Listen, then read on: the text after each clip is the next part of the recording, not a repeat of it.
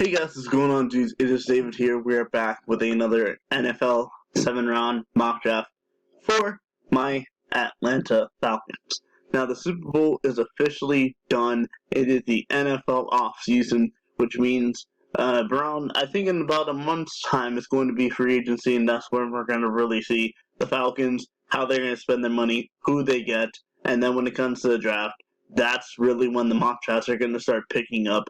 And that's when I can really tell who we should go for in the draft. Now, as you guys can see on screen currently right now, we have 5 trade offers at pick number 8. We have the Cincinnati Bengals offering their first, a 5th, a 7th, a 2024 third, and a 2024 fourth. The next trade is the Chargers offering a first, a second, and a 6th. The Rams offering a second, Steelers offering 2. Wow, that's actually kind of a good trade. I'm not even gonna lie. That's actually kind of a good trade to move down from 8 for a late first rounder, but also another second rounder. So which means we would have like 3 picks like straight in a row. But I'm not gonna do that, and I'm gonna reject all of them. Because at pick number 8, I'm not going to go with Jalen Carter because I'm just going to say that Jalen Carter isn't here. But instead, at edge position, I'm going to take Luke Van Ness, the edge from Iowa. I feel like even though that may be kind of reach considering where he is in the draft, I'm just going to say this. I feel like he's going to be a very underrated player, and he can possibly... or he's definitely going to be the other side, the edge rusher, when it comes to us, because as we reach our second round pick for trade offers, they're giving us a first for next year, but we're not doing next year's draft, so we're not going to take that. 3rd, 5th, and the 6th. We only have 1 second rounder, so I need a second rounder. And yeah, I'm going to reject all.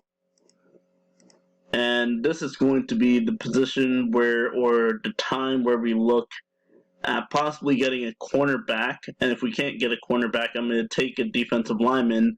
And considering I'm a Florida boy, Gervin Dexter is going to be the one that pairs alongside Grady Jarrett in terms of the defensive line position, just because I feel like we're going to need some help generating pressure on the quarterback. And even though we do need corner, I feel like when it comes to free agency, the cornerback position is going to be a very interesting thing, as we have another trade offer. Now, I got a comment on the recent mock draft saying, like, oh, if they give us a first rounder, this is not realistic. This is not realistic. They would not give a first rounder for a third. They would not.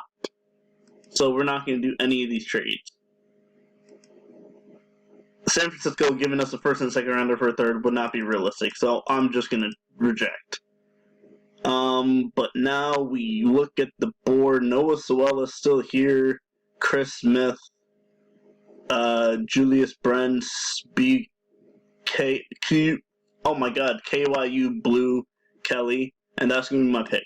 Cornerback out of Stanford, KYU Blue Kelly is going to be my pick as we continue on into the 4th round of the NFL draft. But so far, I've kept the same really, but I've changed it up with the players that we've gone for. We've just gone straight defensive players in the first 3 picks, and now it's going to be an offensive player when it comes to this. And I'm not taking any trades, so they need to stop offering because I'm not taking any trades. Now I'm going offense, and if it comes down to this, I'm going to. Should I grab a wide receiver? No, we need a tackle position.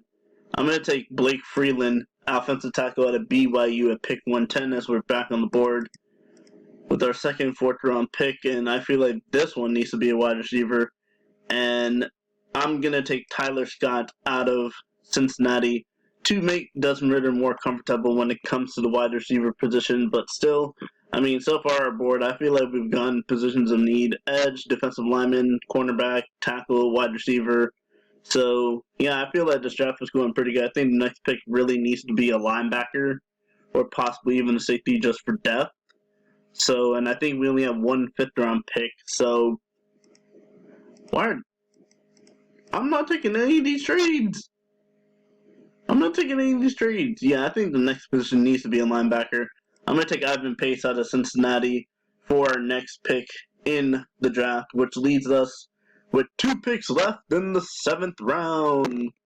And now just really needs to be looking at depth because Cordell Patterson's only going to have a year left on his contract. So do we go with the running back in the 7th round? I mean, look what Isaiah Pacheco just did this year with the Kansas City Chiefs. A 7th-round pick ended up being one of the most important players in the Super Bowl, but who can tell? I'm definitely going to get a safety when it comes to this, so I know that's definitely going to happen.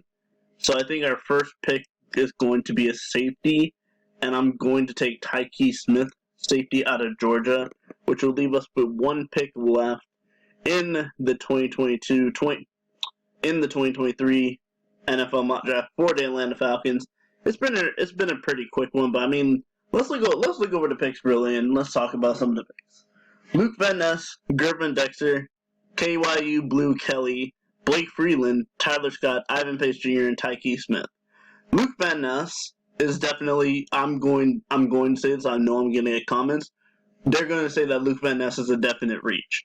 But the potential that Luke Van Ness has, and him being on the other side of a young edge rusher in Arnold Ebiketie, is just going to be so good for the potential. And keep in mind, we're still going to have Lorenzo Carter for at least another year.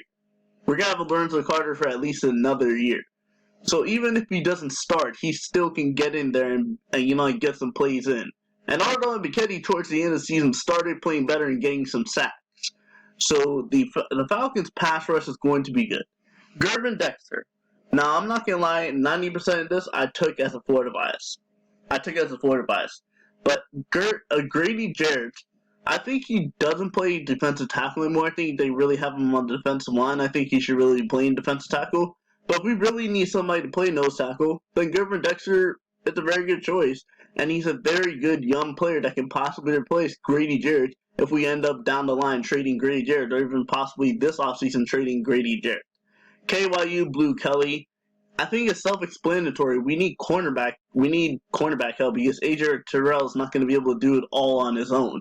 And we have Casey Hayward, but I think Casey Hayward is going to be a cap casualty, and I think we're really going to be trading Casey or cutting Casey Hayward and saving at least $3 million on this cap space, because with the players that we can cut or trade or restructure their contract this season, there's a possibility the Falcons could be at least $90 million in cap space. So I think KYU Blue Kelly is going to be a very good pick. Blake Freeland, a 4th round pick as a tackle. Caleb McGarry, we don't really know what's going to be happening with him. So I think that would be a very good pick, that he could start at the right tackle position, possibly even move into guard position. And that's the reason why I took him. Tyler Scott, the main reason I took Tyler Scott, besides the fact that we need wide receiver depth, is the fact that he played for Cincinnati. And Desmond Ridder got drafted last season. So in the 2021 season, at least 2020 and 2021 season, these two had a connection. Tyler Scott probably would have gone earlier this year if Desmond Ridder was still at Cincinnati. I honestly believe that.